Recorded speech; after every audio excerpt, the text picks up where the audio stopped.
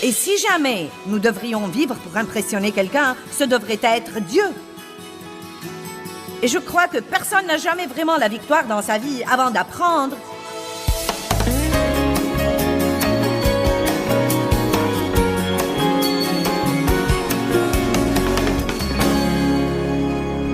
Pour ceux d'entre vous qui ne savent pas quel est le message aujourd'hui, je vais enseigner sur le contrôle de soi. J'aime utiliser ça car je crois que tout le fruit de l'esprit est le résultat de l'amour. Je crois en fait que le fruit de l'esprit, c'est l'amour et tout ce qui s'ensuit est des aspects de l'amour. Et ils sont tous maintenus en place par le contrôle de soi. Et vous allez voir comment cela marche aujourd'hui. Regardons Galates 5, 22 et 23. Mais le fruit de l'Esprit Saint, le travail que sa présence à l'intérieur accomplit, c'est...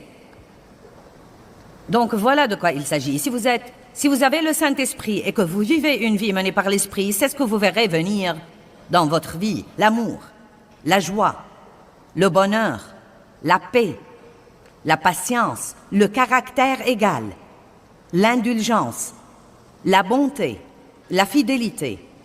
La bonté, qui est en réalité la douceur et l'humilité et le contrôle de soi. Contre de telles choses, il n'y a pas de loi qui puisse accuser. Il dit essentiellement, vous savez, si vous pouvez marcher comme ça, même le diable aura du mal à trouver quelque chose pour vous condamner. La chose sur laquelle nous focalisons est celle que nous développons dans notre vie. Je me suis rendu compte, il y a environ 15 ans, que je focalisais sur beaucoup de choses dans ma vie, mais je ne focalisais pas sur ma marche dans l'amour. Presque jamais. J'écoutais des sermons là-dessus. Je disais aux gens que je les aimais, mais je suis arrivée au point où j'ai reconnu le fait que je ne savais pas vraiment grand-chose sur l'amour. L'amour n'est pas des paroles en l'air. C'est la façon dont nous nous comportons envers les autres. C'est la façon dont nous traitons les autres. Et donc, j'ai commencé à focaliser sur ma marche dans l'amour et par suite de focaliser sur cela. Et avec l'aide et la grâce de Dieu, j'ai énormément grandi sur ce plan dans les 15 dernières années. La chose sur laquelle vous ne focalisez pas ne se développera vraiment pas dans votre vie. Donc, si vous avez des aspects dans votre vie où vous sentez que vous devez exercer plus de contrôle de soi, c'est exactement le message qu'il vous faut à vous tous aujourd'hui. Et vous ne devez pas commencer à souhaiter qu'un tel soit ici, et qu'un tel soit ici, et qu'un tel soit ici, toutes ces personnes que vous connaissez et qui ne se contrôlent pas, car vous êtes ici, et Dieu a un message pour vous, et il a un message pour moi. Apprenez à bien examiner le fruit. Quand je vais au magasin pour acheter des fruits, je les examine. Car j'ai trouvé, après de longues années d'expérience, que ce n'est pas parce qu'un fruit est très beau à l'extérieur qu'il est vraiment bon à l'intérieur. Beaucoup de chrétiens peuvent s'habiller comme il faut et aller à l'église et apprendre tout le jargon religieux et avoir leur croix autour du cou et l'autocollant sur leur voiture. Mais cela ne veut pas dire qu'ils portent du fruit. Donc, une personne n'est pas spirituelle juste parce qu'elle va à l'église. Elle n'est pas spirituelle juste parce qu'elle a une Bible. Elle n'est pas spirituelle parce qu'elle porte des bijoux chrétiens. Vous les reconnaîtrez à leurs fruits. Nous devons apprendre à faire plus attention aux fruits dans la vie des autres et nous devons faire attention aux fruits dans notre vie. Avant d'aller regarder n'importe qui d'autre, regardons toujours d'abord la base de départ.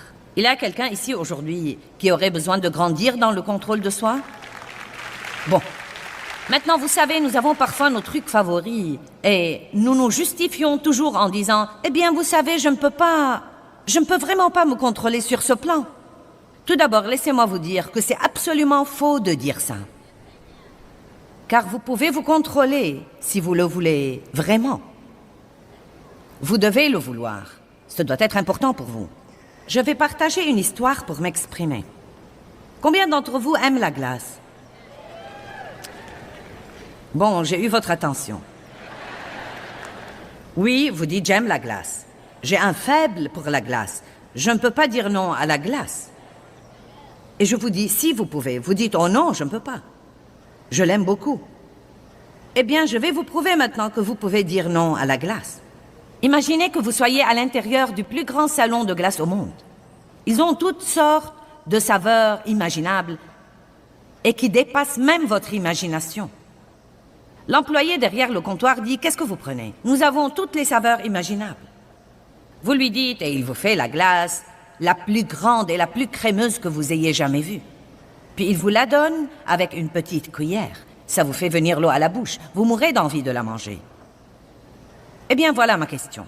Pouvez-vous poser cette glace sur la table, vous en éloigner et ne pas la manger? Vous dites non, je ne peux pas faire ça. Eh bien, ajoutons un petit quelque chose à l'histoire. Comme vous êtes sur le point de goûter une cuillerée, vous entendez un clic. Vous sentez un objet métallique froid toucher votre tête. Du coin de votre œil gauche, vous entrevoyez une grande main velue tenant un revolver contre votre tempe. Une voix vous dit, eh bien, si tu manges cette glace, je te ferai sauter la tête. Maintenant, je vous demande de nouveau, est-ce que vous pouvez dire non à cette glace?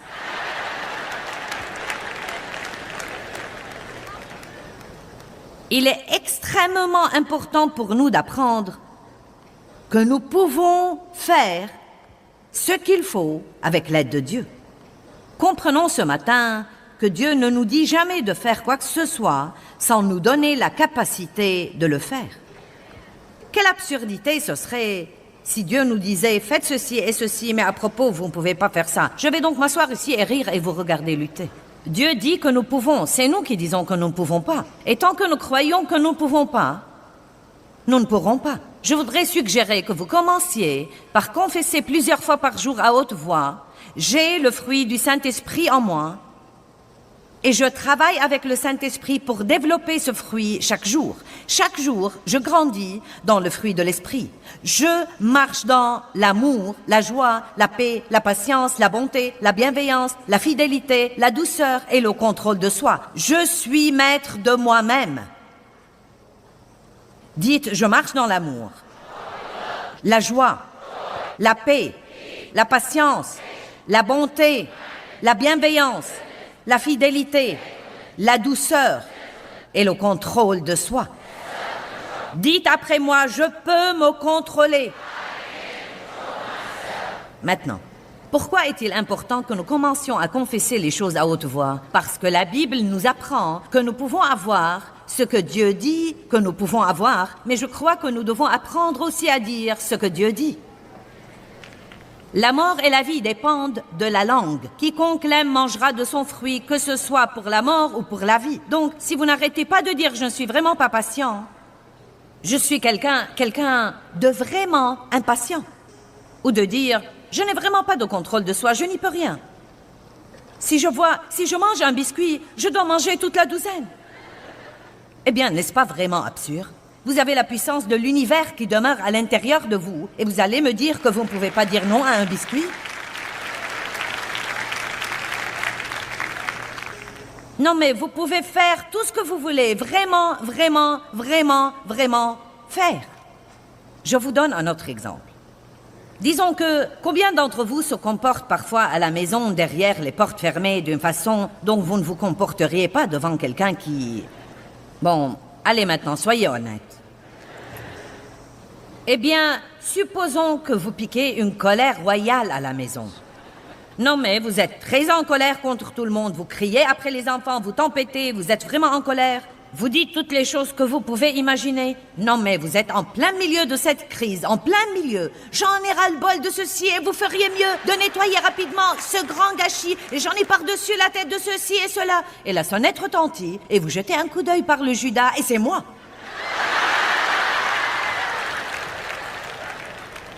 Maintenant, je veux juste vous demander à quelle vitesse vous pouvez vous contrôler. Allez maintenant, est-ce que tout le monde ici sait que vous pouvez vous contrôler rapidement et que ça vous demande moins de 30 secondes? Vous ouvrez la porte. Joyce! Le Seigneur soit loué! Waouh, c'est un miracle! Merci Jésus! Venez les enfants voir qui est là. Vous n'allez pas croire qui est là.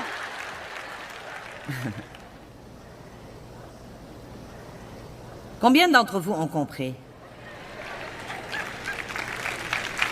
Vous voyez, le problème est que nous pouvons nous comporter vraiment bien avec les gens que nous voulons impressionner. Mais voilà la chose que nous devons comprendre. Dieu voit tout. Et ce n'est pas parce que vous rentrez à la maison et que vous fermez la porte qu'il n'est pas là. Et si jamais nous devrions vivre pour impressionner quelqu'un, ce devrait être Dieu. Et je crois que personne n'a jamais vraiment la victoire dans sa vie avant d'apprendre à vivre devant le Seigneur qui voit tout, devant celui qui voit tout, et avant d'apprendre à vivre pour le glorifier et l'honorer, et non seulement pour impressionner les gens.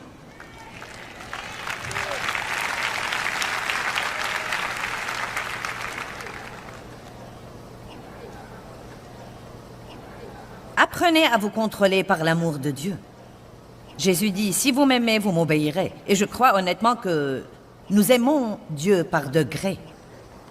Vous commencez peut-être par l'aimer un peu. Ensuite, j'espère, comme vous grandissez dans votre vie avec Dieu, vous l'aimez de plus en plus et vous arrivez au point où vous l'aimez tellement que vous ne savez pas comment le lui exprimer. Et quand vous aimez quelqu'un, vous voulez faire ce qu'il veut que vous fassiez. Même si vous ne voulez pas le faire en particulier, vous voulez tellement lui plaire que vous le ferez parce que vous l'aimez beaucoup. 2 Corinthiens 5, 14 et 15. Et à propos, le contrôle de soi est votre ami. Ce n'est pas un ennemi ou quelque chose dont vous dites chaque fois que vous en entendez parler, « Oh, le contrôle de soi ». Oh mon Dieu, je peux vous assurer qu'il y a des gens qui ne sont pas venus aujourd'hui à cause de ce message. Non, mais selon toute probabilité, car, vous savez, ce pourrait être quelqu'un qui ait dit « J'ai des problèmes dans ma vie, j'ai besoin d'être encouragé. »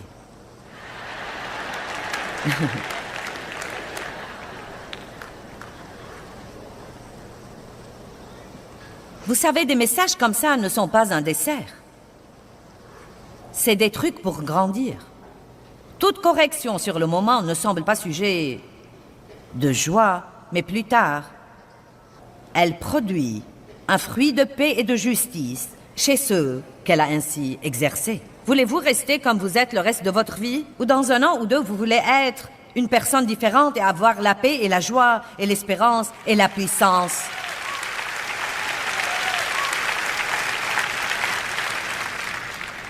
Seule une personne écervelée croirait qu'elle pourrait continuer à faire la même chose qu'elle fait depuis toujours et avoir un résultat différent.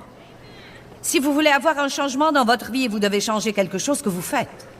Vous devez changer votre pensée, votre conversation, vos actions, changer vos habitudes. Et Dieu vous aidera sûrement à faire ça. Il ne s'agit pas des œuvres de la chair où vous dites « Je vais me contrôler, Dieu soit béni, je vais me contrôler ». Vous ne le pourrez pas. Vous devez étudier ce que la Bible dit là-dessus et dire « Dieu, je veux faire ça pour t'honorer et te glorifier. J'ai vraiment un problème sur ce plan et j'ai besoin de ton aide. » Et quel que soit le domaine où vous êtes faible, quel que soit le domaine où vous êtes tenté, une des meilleures choses que vous puissiez faire, c'est en fait de prier d'avance sur ce plan. Jésus a dit aux disciples « Priez afin de ne pas tomber dans la tentation. » Ça ne vous servira à rien de dire « J'aimerais ne pas être tenté. » Je peux vous assurer que vous serez tenté. Toute votre vie et toute ma vie, nous allons faire face à des tentations, mais nous pouvons prier d'avance. C'est pourquoi il est si précieux, valuable, de passer du temps avec Dieu chaque matin. Vous dites, je ne sais pas, matinale, eh bien, tu n'en mourras pas. Car ce qu'il y a, c'est que si vous ne démarrez pas votre journée comme il faut, le reste sera probablement vraiment mauvais. Et je n'essaie pas de toucher à votre théologie et à votre style de vie. Vous savez, si vous êtes vraiment meilleur en soirée que le matin, c'est très bien. Vous pouvez passer la plus grande partie de votre temps avec Dieu la nuit où vous étudiez la parole et tout ce qui s'ensuit. Mais au moins, montrez à Dieu l'honneur de lui donner 5 minutes le matin juste pour lui dire « Dieu, j'ai besoin de toi. Je ne crois pas que je puisse faire quoi que ce soit comme il faut sans toi aujourd'hui. » Une de mes petites filles a 10 ans et elle a une personnalité qui ressemble beaucoup à ma personnalité. Sauf que le Saint-Esprit a dû travailler 68 ans sur moi. Et donc, elle a encore beaucoup de chemin à faire. Et sa mère lui dit tout le temps, tu sais, tu ressembles beaucoup à ce qu'était ta mémé. Et tu sais, chérie, elle a vraiment appris à bien se contrôler. Donc, dernièrement, elle m'a vraiment honorée tout en disant à sa mère, « Crois-tu que mémé puisse passer un temps avec moi 2 ou 3 fois par mois pour m'enseigner? » Eh bien, je m'y connais en tout ça, donc, je me suis assise avec elle et la première chose dont nous avons parlé, je lui ai dit, « Je veux que tu prennes l'habitude de passer les 5 premières minutes de ton matin avec Jésus. Dis-lui que tu as besoin de lui pour t'aider à contrôler ton humeur aujourd'hui et à contrôler ta bouche aujourd'hui. Que tu veux être ce qu'il veut que tu sois. Dieu, s'il te plaît, aide-moi. Vous n'allez pas avoir l'aide de Dieu si vous ne la demandez pas. Ne présumez pas, vous n'avez pas parce que vous ne demandez pas. Amen.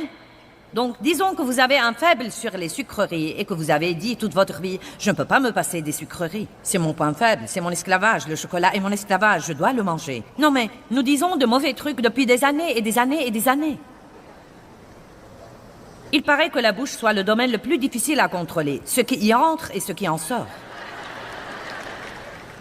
Non mais, un si petit membre qui cause toujours tant de problèmes. Amen. Vous devez donc tous commencer par dire « J'ai vraiment le fruit du contrôle de soi. Je peux vraiment me contrôler. Je suis vraiment une personne qui est maître d'elle-même. Si je veux manger un biscuit, je mange un biscuit, mais je peux m'arrêter quand je veux m'arrêter. Je ne dépense pas l'argent que je n'ai pas. Je suis une personne disciplinée. Je garde ma maison toujours propre. Je m'occupe de ma propre voiture et je m'occupe également de mon corps. Et tout cela n'est peut-être pas du tout vrai au départ. Et peut-être que le diable dira, c'est faux, tu mens. Dites-lui, non, je ne mens pas, j'appelle à l'existence ce qui n'existe pas.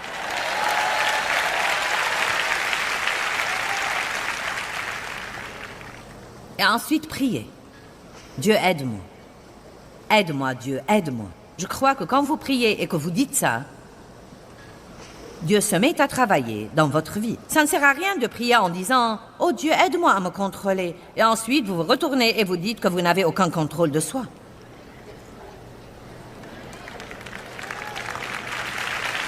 Combien d'entre vous ont un jour pensé que vous n'étiez pas une personne qui se contrôle ou une personne disciplinée? Voyons si ça a été votre attitude à l'égard de vous-même. Vous avez tort là pour commencer. Donc au moins tirons la chose au clair aujourd'hui. Ne pensez plus comme ça désormais. Ne parlez plus comme ça désormais. Si vous voulez avoir ce que Dieu veut que vous ayez, vous devez être d'accord avec Dieu. Arrêtez d'être d'accord avec le diable si vous refusez son plan pour votre vie.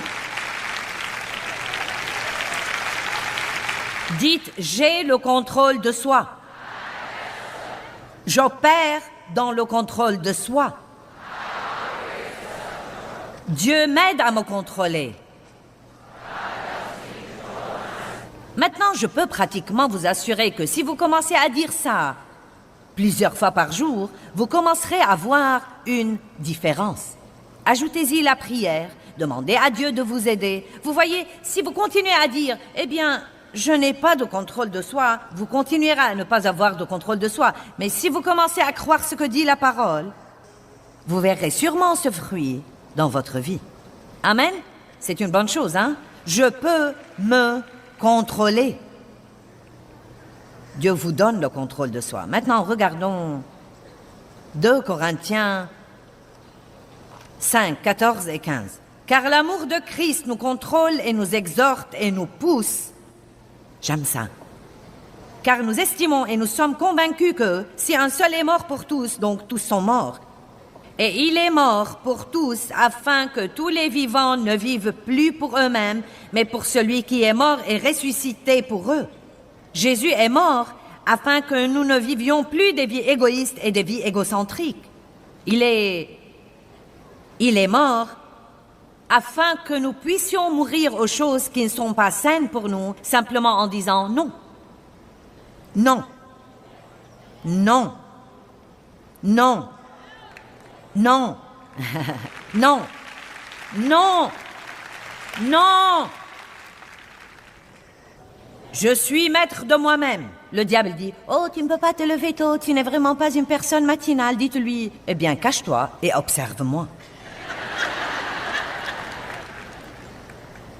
Demain, je me lèverai tôt et je passerai un temps avec Dieu.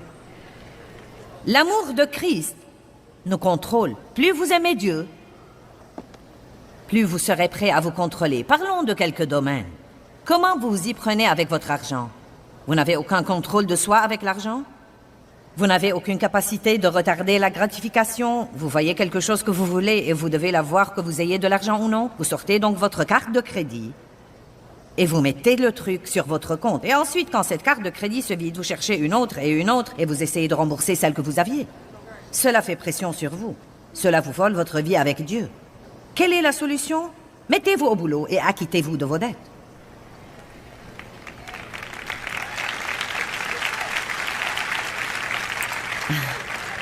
Je crois que la chose la plus amusante pour moi quand je prêche, c'est d'observer les réactions des gens à certaines déclarations. Si j'avais dit prier et demander à Dieu un miracle pour vous acquitter de vos dettes et avoir un nouveau commencement, cette salle se serait déchaînée. Mais quand j'ai dit de se mettre au boulot et de s'acquitter des dettes, c'était comme...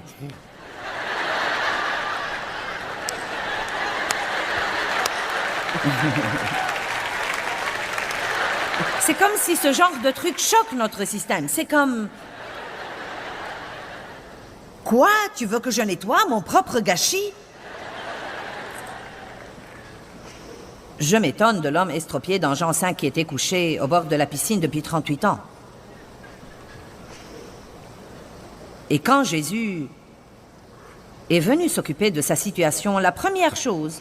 Depuis combien de temps es-tu dans cette situation? Il a dit 38 ans. Il lui a dit, veux-tu vraiment guérir? Veux-tu vraiment guérir? Et après lui avoir parlé et après avoir trouvé quelques prétextes, Jésus lui a dit, lève-toi, prends ton lit et marche. Donc je crois que le message là est, lève-toi, aie du cran, remue-toi vite, lève-toi de ton attitude léthargique, paresseuse, passive, et avec l'aide de Dieu, nettoie ton gâchis et vis ta vie.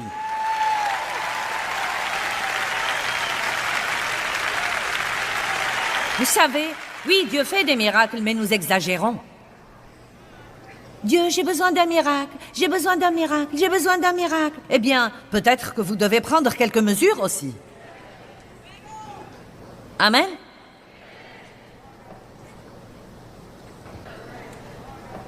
Vous en serez plus enthousiasmé dans un an que vous ne l'êtes maintenant. Comment vous vous occupez de vous-même? Vous dormez 7 ou 8 heures la nuit? Vous buvez la moitié de votre poids en eau? Certains pensent, minute, je me noierai.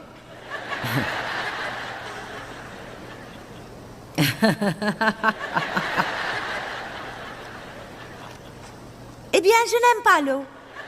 Mon père disait, je n'aime pas l'eau. Eh bien, il avait des problèmes de reins. Non, mais il disait même, l'eau me donne la nausée, je ne peux vraiment pas boire l'eau. Est-ce que vous contrôlez ce que vous mangez? Est-ce que vous faites de l'exercice? Ouh!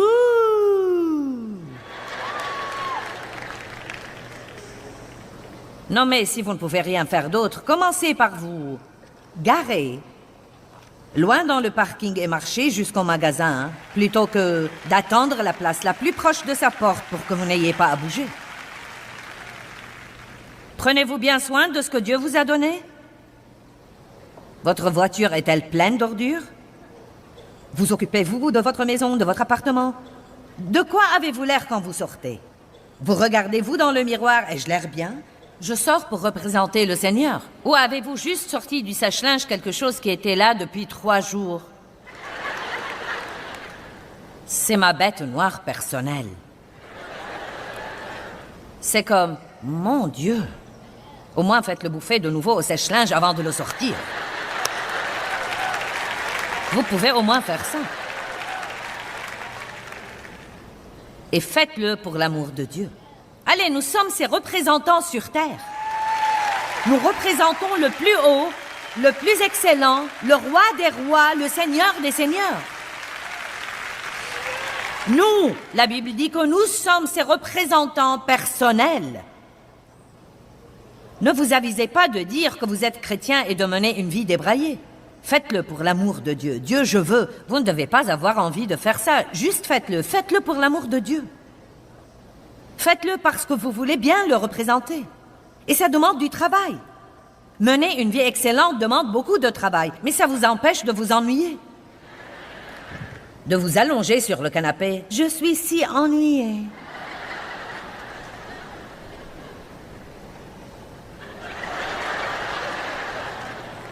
Vous voyez, vous savez tout ce que je veux dire par là.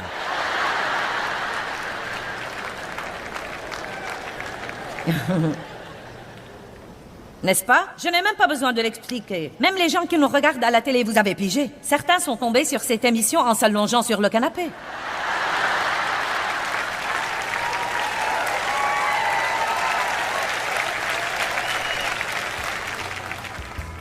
Eh bien, finissez de regarder l'émission et dites ensuite, j'ai compris, je vais me lever et je vais nettoyer quelque chose. Je vais m'occuper de quelque chose. Je vais faire quelques bonnes confessions. Je vais prier. Je vais sortir de ma maison et être une bénédiction à quelqu'un d'autre. Si vous avez Christ dans votre vie, alors vous avez le contrôle de soi. Et exercer ce contrôle de soi est la clé pour pouvoir vivre en accord avec tout le fruit de l'esprit qui est en vous parce que vous êtes en Christ. Mais si vous voulez avoir ce que Dieu veut que vous ayez, vous devez être d'accord avec Dieu. Je veux donc vous encourager. Ne dites jamais « je n'ai pas de contrôle de soi » ou « je ne suis pas discipliné ». Vous devez dire ce que Dieu dit de vous. Vous devez donc dire tous les jours « je suis discipliné et maître de moi-même ».